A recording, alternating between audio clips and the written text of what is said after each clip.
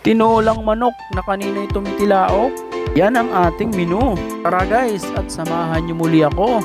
Sana'y makatulong tong video na to, lalong lalo na sa mga bagong nagluluto pa lang. Sa mga kabataan dyan, heto na't nakaredy na ang mga pangrikado.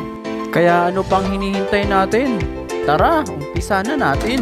Gisahin muna natin ang bawang at ang luya. Syempre, lalagyan muna natin ng mantika.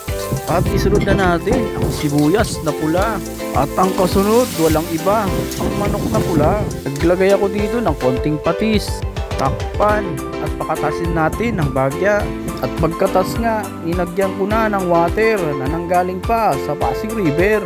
At pagkulungan ng water, nilagay ko na ang cube na chicken. Umpisahan na rin natin ang paglagay ng gulay. Inuna ko na ang sayote at ang siling green. Takpan hanggang sa maluto ang karne.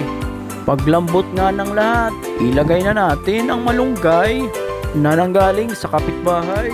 Dito nga ay okay na to guys. Hanggang dito na lang ang video ko guys. At sana nasundan nyo.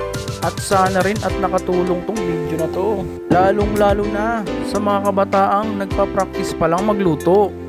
Para sa inyo ang video na to. Maraming salamat po talaga sa inyo guys. Hanggang sa muli.